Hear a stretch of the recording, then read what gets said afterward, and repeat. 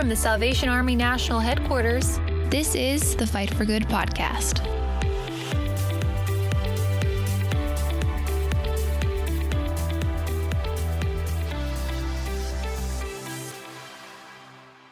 Well, hi, everybody, and welcome to another episode of the Fight for Good podcast. I'm your host, Lieutenant Colonel Tim Foley. Today, we are going to discuss the war cry for Easter. And with me is our editorial director, Mr. Jeff McDonald. Hello, Colonel Foley. Good to be with you again. Always good to be with you, sir. And also with us is our producer, Elizabeth. Hello there. I think I was saying Elizabeth, and I just went, Elizabeth, and my voice just kind of went out on me. I apologize for that. Happens to me all the time.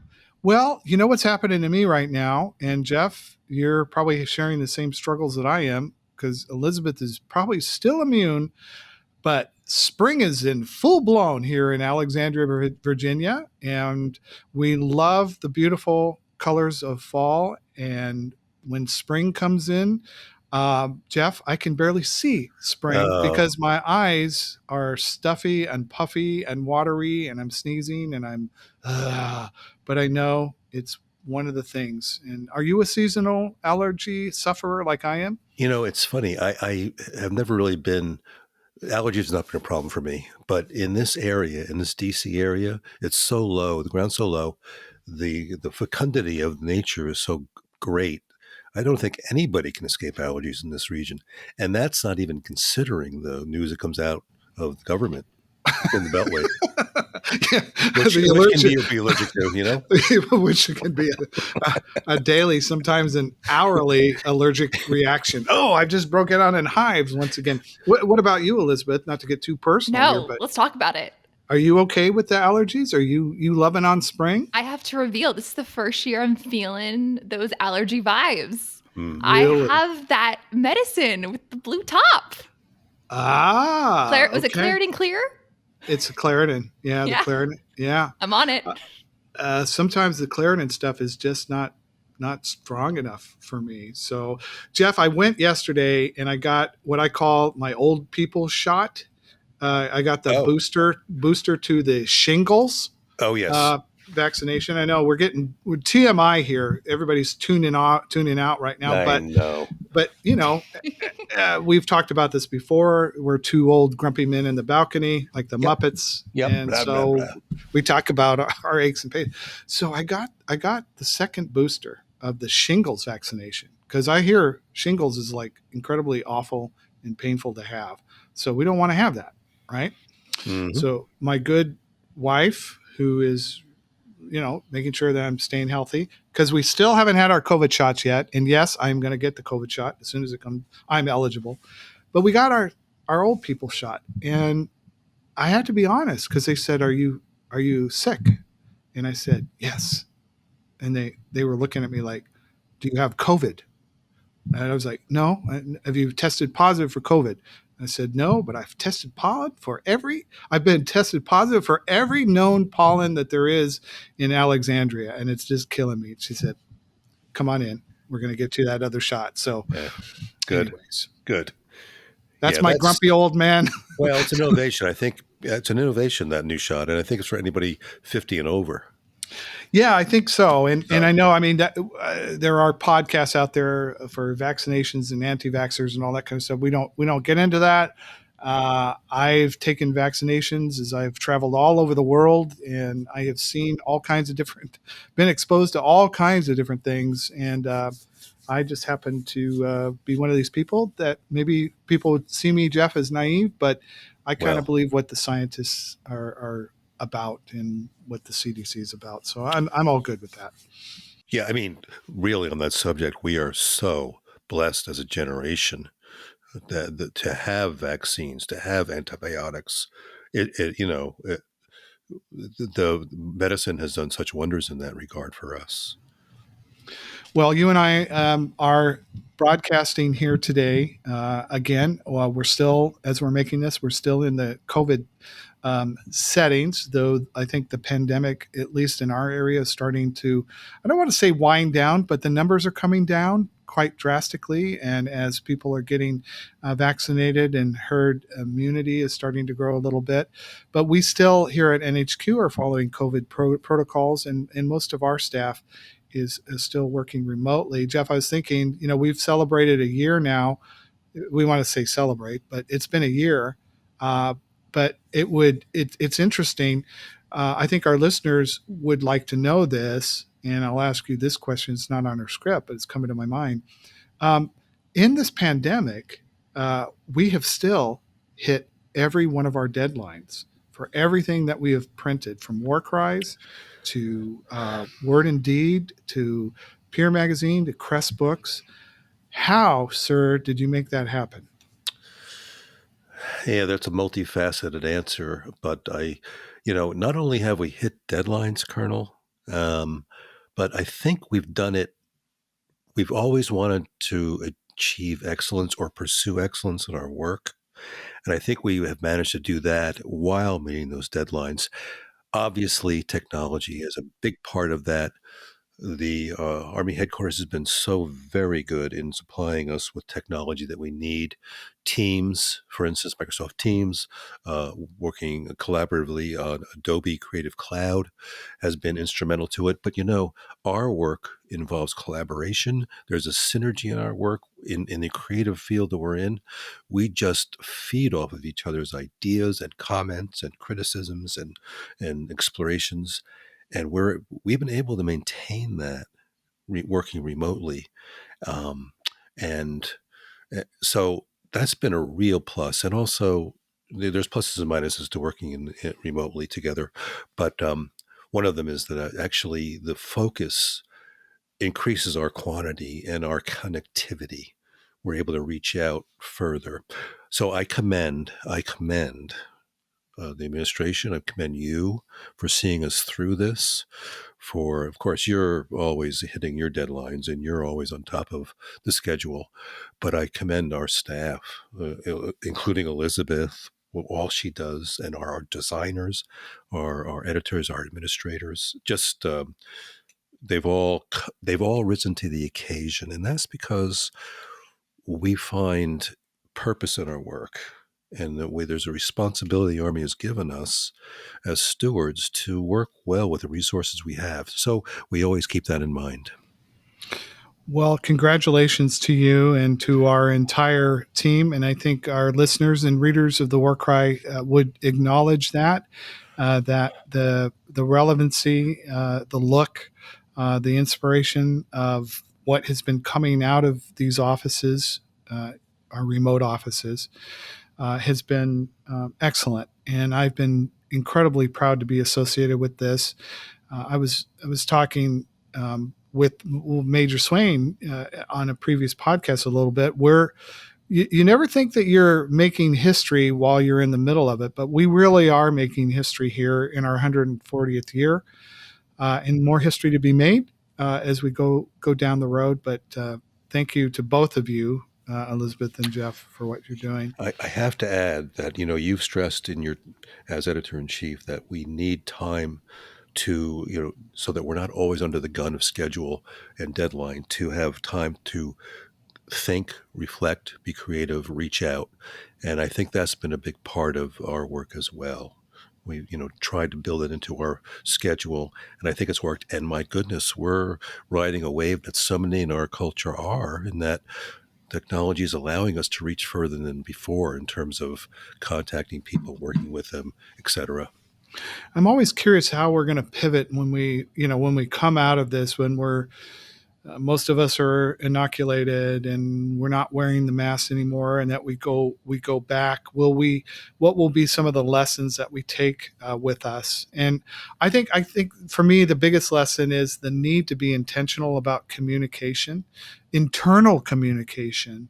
And you have been able to foster an environment where our team has been able to criticize and strike down and build up and create in so many unique ways. And I just hope going forward that we don't lose that sort of framework, that kind of organically arose during this time.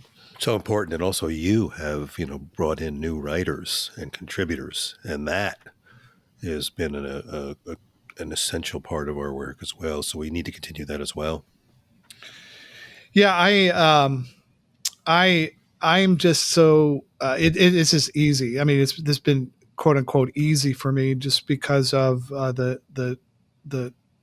client, the type of talent that we have on our staff, and the personalities, and everybody. There's nobody on this staff that says, "No, I can't do that. I won't do that." Everybody gets in, they figure out ways to get it done, and we pivot, and we've done it. And so I know this is a lot of patting ourselves on the back. It is. I don't want to be, but I think it is important, because we are talking about the Easter war cry, and as we're sitting here talking about the Easter war cry, I have a text from my 93-year-old father that just came. He said, "Hey, what's with your status? Are you still down in the basement?" And he says that the new war cry is missing the editor's comments. So sad. So I have to write my dad, say, we traditionally don't put the editor's comments, the editor-in-chief's comments, in either the Christmas or the Easter war cry. But that beautifully segues in. And I love my dad so much. I haven't been able to see my father in 18 months. I talk to him almost every week, and he's doing well. He's got his shots, and so he's riding around his community on his little scooter, going to Walmart. There he is on the sidewalk, doing that. It's great. God bless him. But I that kind of leads me to think a little bit. We could, a lot of times on these talks, we talk about, articles and the other things, but I think it might be interesting to do a little bit behind the scenes on this particular, the Easter 2021 war cry. Jeff, tell our listeners a little bit about print runs of the Easter war cry. How does that work for us? Well, Christmas and Easter are considered special issues for us, and the field, we support the field in our work daily, but it's particularly at Christmas and Easter when Salvation Army officers and personnel are doing outreach activities, having Holy Week programs, and particularly at Christmas, reaching out to help people in need, as well as Easter. So that traditionally, the Easter and Christmas issues have been a tool of ministry that is especially useful at the Easter and Christmas season. So we have developed an online portal. Circulation is a whole nother topic in our business that we are continually trying to improve. But Corps officers, et cetera, can go into a portal we have and order the copies they need for those kind of outreach programs. And interestingly enough, of course, the print world in general has seen a decline in terms of print runs, et cetera. But, traditionally, and we've been printing 141 years, but traditionally the Christmas and Easter issues are, larger print runs compared to our monthly issue. This Easter issue, we printed 375,000 of the regular print edition and 131,000 of the large print edition. The large print edition actually has grown from 50,000 several years ago to this current print run. And we provide the large print war cry on more newspaper text, so it's easier to handle for folks, and that is particularly useful as a tool used in places like nursing homes, etc. And there's many populations we're serving through these special issues, including those who are incarcerated, so behind the scenes, we do have circulation managers in the territories, and our own national circulation manager, Bethany Bacino, does a great job for us, who is providing customer service to the field so that we can generate accurate mailing lists and really work with distribution channels to get these magazines to where they need to be. And we've supplemented that lately, well, over the past, I'd say 3 years, with using alternative carriers to the post office, including FedEx and UPS, for problem deliveries so that we can solve those and make sure we get them on time. The Easter issue, Christmas issues go to press early. We like to get them in the hands of the field early in the production cycle so that they have them many weeks before the actual Easter Holy Week events take place, so they can use it in their programs leading up to these special holidays. Way back in my officership, Jeff, I've told you I used to sell the war cry as a cadet in bars and out, have my guitar, and we'd sing outside of a post office, and so I've been around this magazine in that context. I know that sounds like back before fire was invented, but I've been with this magazine as a writer, contributing writer, uh, way back, and also, but we use the magazine as an effective tool to open doors of conversation with people. I think I've told you about the time my wife and I were doing a weekly Bible study in a rest home where we were the main pastors that came on a Thursday, every Thursday morning for an hour. And half the people in the room probably had Alzheimer's and dementia. The other half were there. And this was an opportunity for us to, we had a second congregation of people that literally are forgotten about. But the thing, Jeff, that I remember about our magazine, every issue that goes out, there are people that sit with this magazine for a long time. In a rest home, it sits on their table where their meals are brought in. So, oftentimes you hear me say, I think we need to have like an inspiring picture or something, to look at, something, that way. But you and I have been recipients of letters from prisoners. We had a letter recently that came from a prisoner who said, I was looking at a bed sheet and I was looking at the war cry, and that's all I had in this solitary confinement cell. And I had been thinking about using that bed sheet to end my life. And it was the words that were in the war cry. And say what you will about people that are in prisons, they're still people and they're still souls, and God still loves them and cares for them.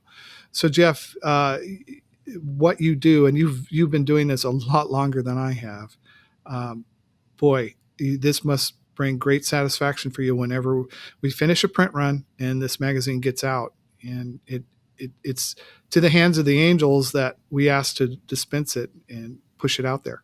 It's so true. It's such a blessed work, and we just pray that God uses his word and our work to do his will. But, you talk about what you did with the work right in the past and how people would use it on street corners and open airs and circulate in bars and taverns. That passion that the Army has and continues to have is really what's behind all of our work. And we just look for new ways to fuel that passion with our publications.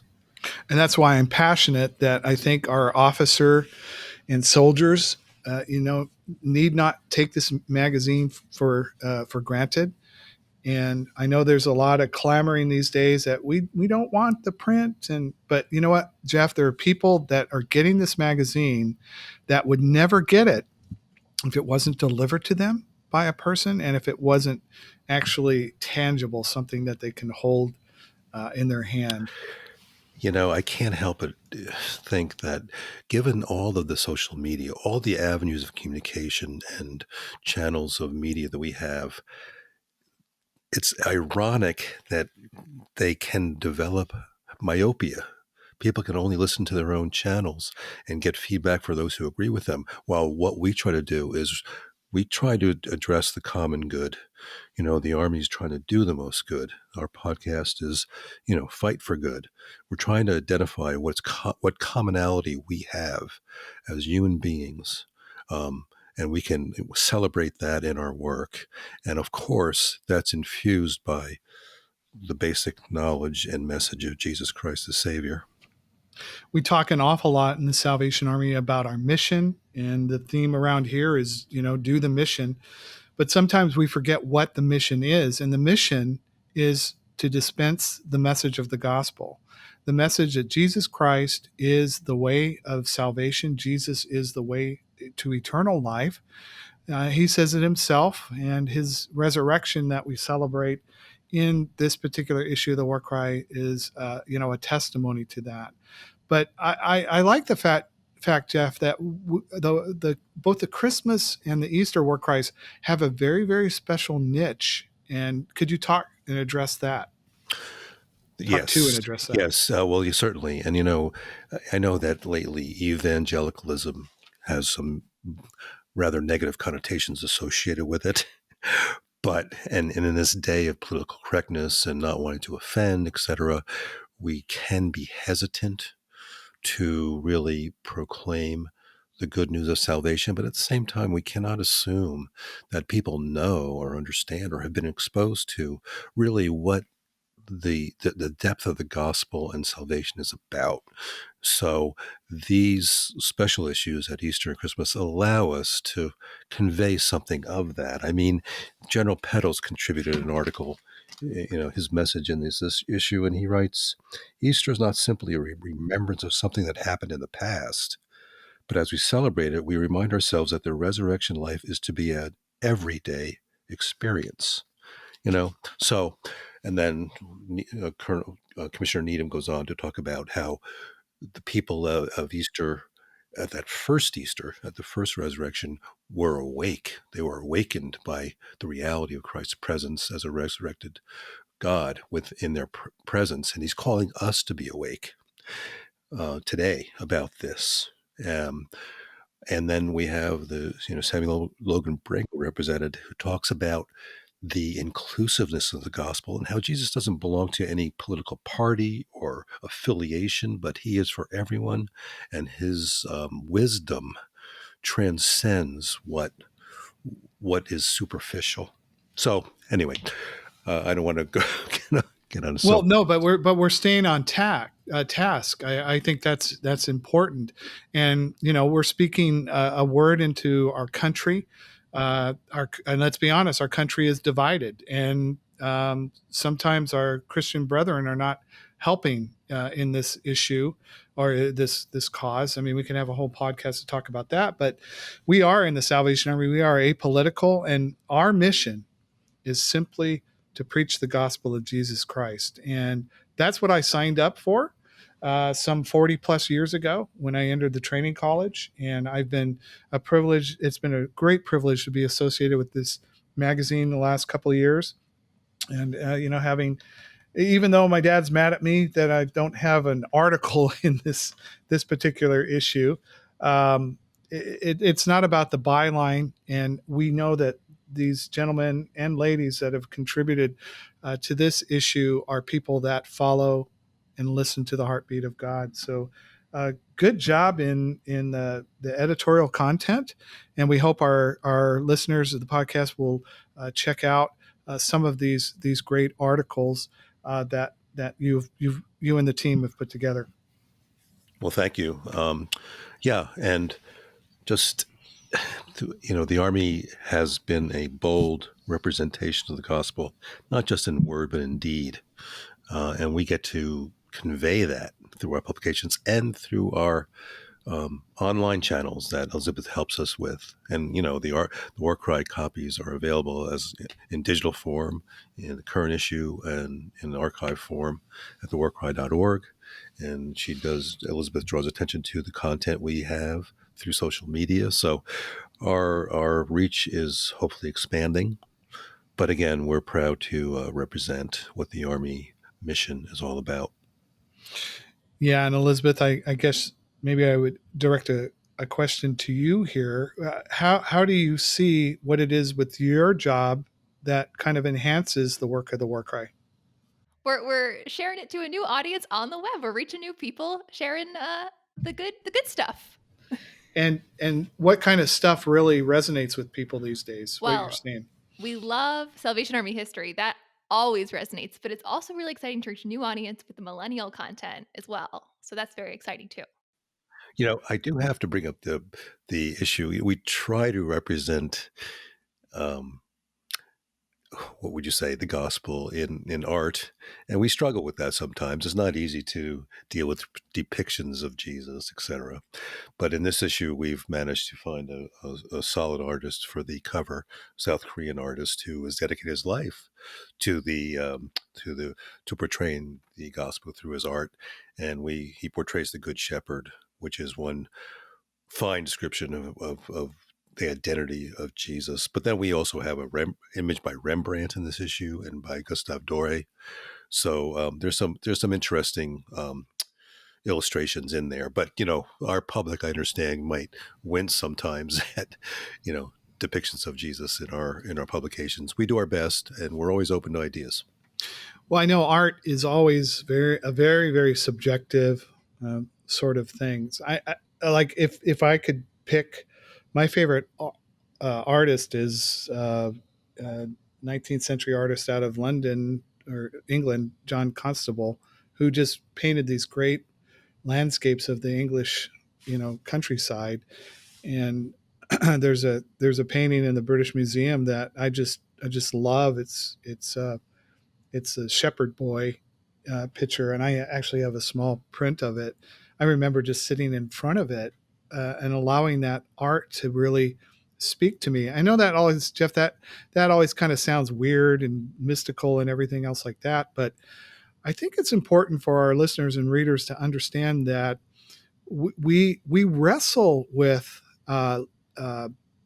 what images that we put out, because we know that sometimes the images don't necessarily resonate well with people. Yes, and we've been encouraged to help readers see things in a new light or in a different perspective. So we're always trying to interpret graphically what we're saying in unique, fresh ways to draw people into the content we're trying to share for their benefit. Because even when you're telling the Easter story, I mean, we could emphasize more of the imagery that's associated with the suffering and the pain of what the Son of God went through, and the gory kind of well, all that kind of stuff, the rated R stuff. But I think we take the high road, and we also behind the scenes, we experiment too. I mean, I know that we experimented on the cover for this particular. We were looking at a different artist, and I wasn't particularly happy with what I was seeing. You weren't happy with what our designers were seeing, and so we kind of went back and forth. I think it's just important that it's not happenstance that these images just kind of get plopped down. Yeah, no, there's a lot of conscious effort in there, and I would just give a shout out to any designers out there, especially those who are with Salvation Army roots, to get in touch with us, let us know their work. I mean, there's photographers out there and graphic designers that we would love to. We do have a stable. We'd like to expand that stable of contributors. Yeah, we're serious about that too. We, Jeff, I'm all about new voices. And there's a lot of us that, I mean, I'd love to write, and I would love to have a byline all the time, but we only have so many pages. And also some of our stalwart authors in the past, it's time to make room for new authors and make new stalwart authors down the road when you and I are well out of the way of all of this. So we're very, very excited about it. Is there anything else that you wanted to bring to our attention about this particular issue, the Easter War Cry issue? Just we hope that it can be shared and can be a key, a way in for people to just be reassured and to grow deeper in their walk and to know that they're not alone. Well, we appreciate you taking a few moments of your day to listen to our Fight for Good podcast. And that's going to conclude this episode. We ask that you subscribe to Fight for Good and become an ambassador of our podcast, and also our sister broadcast from the youth department with Captains Matt and Jamie Lee Satterley, the Battle Lines, which is a lot of fun. Jeff, they've invited me to come on to their podcast. Oh, cause a ruckus. I will. I'm going to come with my grumpy old man mask on and just say a lot of old man sort of things towards those youths. But we're excited about that podcast. We ask that I know the Satterleys put a lot of effort in that, and Elizabeth sometimes joins the conversation, but because Elizabeth's a little more hip, so she's a little more connected to the youths than you and I are. Yes, indeed. She tolerates us. Thank you. Y'all are awesome. I think you're super fun. Is it almost her? vibes. It's almost her annual evaluation time. I'm a little suspect. Super fun. I like the super fun. No lie. The truth. Well, we hope all of you in our listening audience have a wonderful Easter season and celebrate the resurrection of Jesus Christ. We hope that you have made him your Lord and Savior in your life and that you're finding joy in your journey. We pray God's blessings over you, and good health and fortune may be yours, and may you continue to share the love of Jesus. Take an Easter war cry with you. There's plenty of them out there, and keep spreading the word that he does live. Well, until next time, this has been the Fight for Good podcast. Bye for now.